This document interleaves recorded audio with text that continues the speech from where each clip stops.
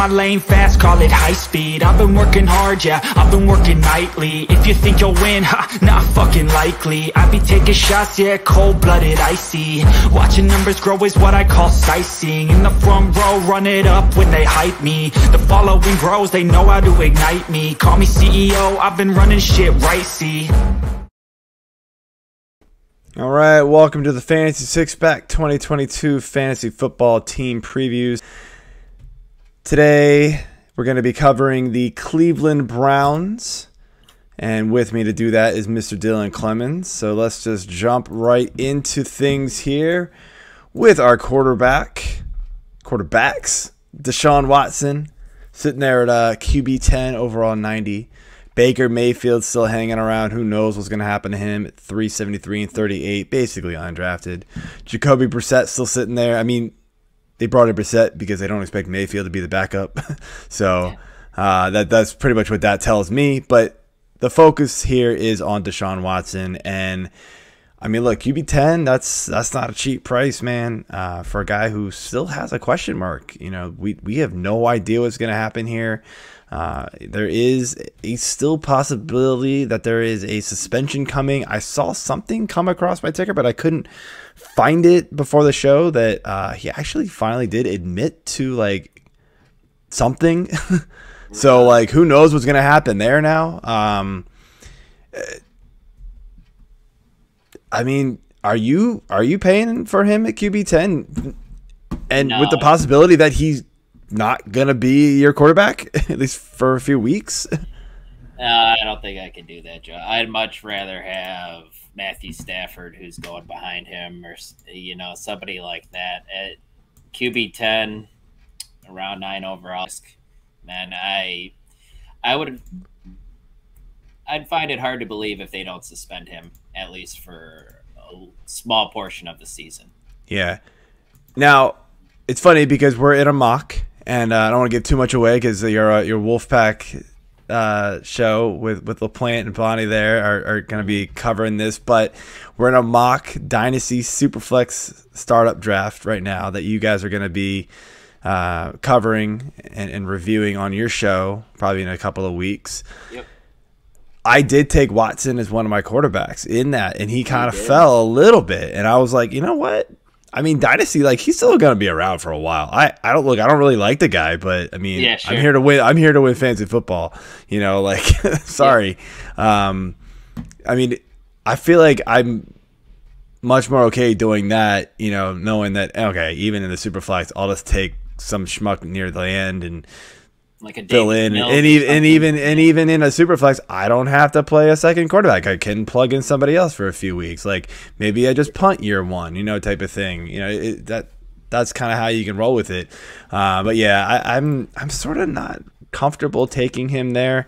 I do have him ranked 9, but I feel like I need to move that down now that especially we've heard this other recent news. It sucks, man, because he's a fantasy stud when he's playing too. He is.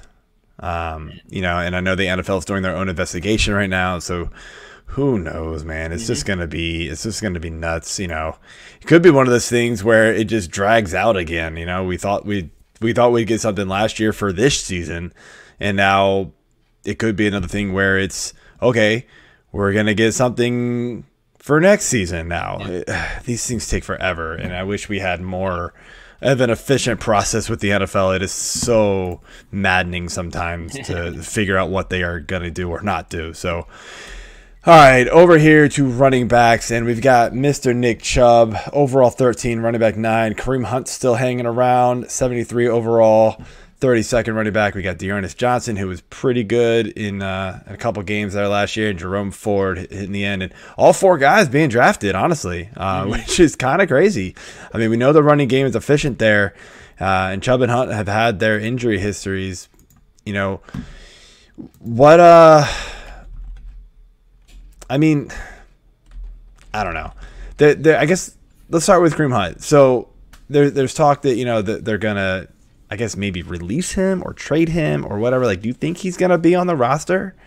They're going to try to get rid of that salary? Does it really make sense for him to be on the roster with how good Dearness Johnson looked last year? I don't exactly know what his salary is. Yeah. But I mean, and how much, I don't know the contract side of things as well as others. Sure. But I mean, I mean, if they could cut him and save a few million, but at this point, like, what are you saving for? Yeah, that's I guess if they could like recoup if they could have done it before the draft and maybe gotten a pick out of it, maybe that would have made sense. At this point, what are you getting?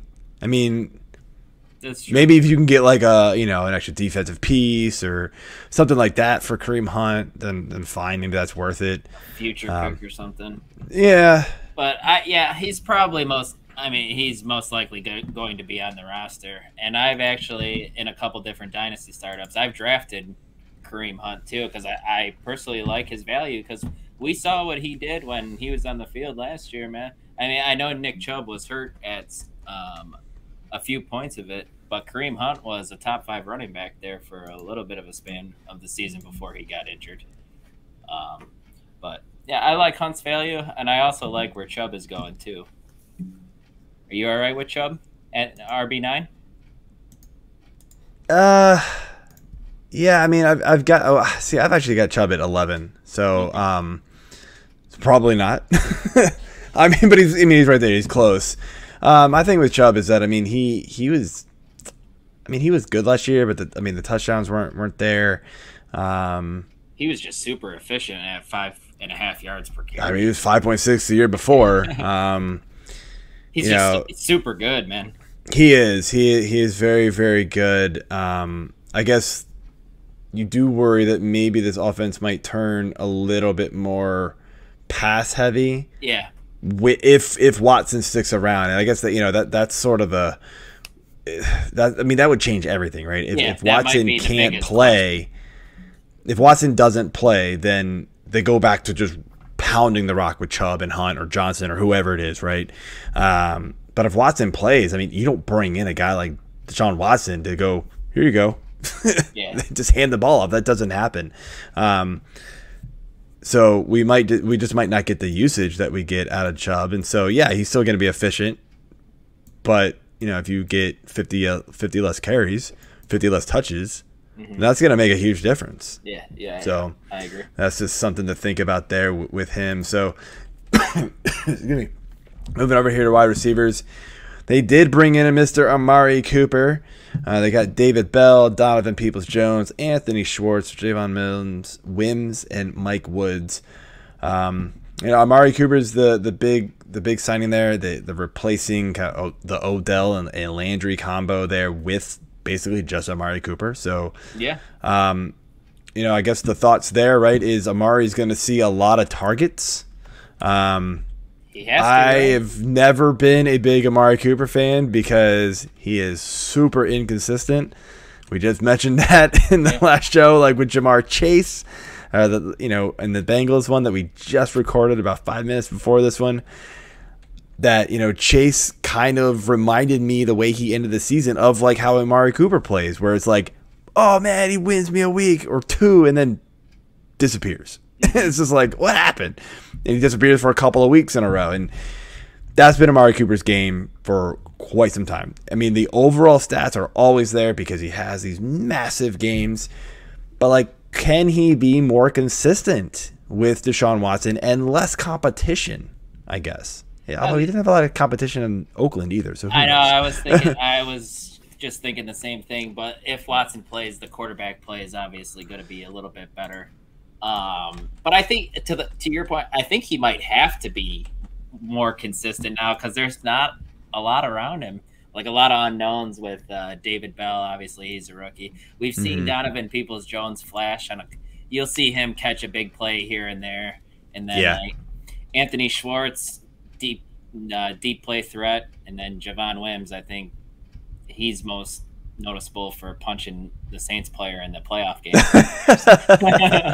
But I'm not a big Amari Cooper supporter either, but wide receiver 21, it's not terrible value. I probably, just because I can't pull the trigger on it, but I feel you. I get it is now a decent price tag. Like he used to go in like the top 12, top 10, and it never until where then I was like, nah. back in a wide receiver too. I can get on board with that. You know, you just have to hope he's way more consistent. So let's finish things off here with our tight end, and it's a much slimmer room than in a couple of years past. It's David Njoku and Harrison Bryant. I mean, Njoku's the guy who is getting the more love in the rankings. I mean, are we buying into, Njoku, I guess maybe finally breaking out? I mean, I feel like he's shown flashes, but hasn't quite done it consistently yet.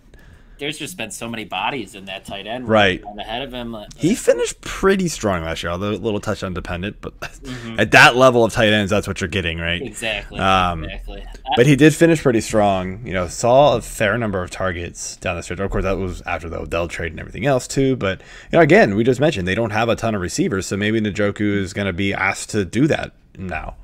Yeah, I have no problem. I have no problem taking a dart throw on him late in drafts, especially if we find out that Watson's going to be cleared from everything, because him being attached to Watson's obviously good things. Absolutely. So, all right. Well, that is it for our Cleveland Browns preview. I want to thank you for tuning in. Hit that subscribe button. Leave those comments. We love to hear from you. And go ahead and check out some of those other team previews.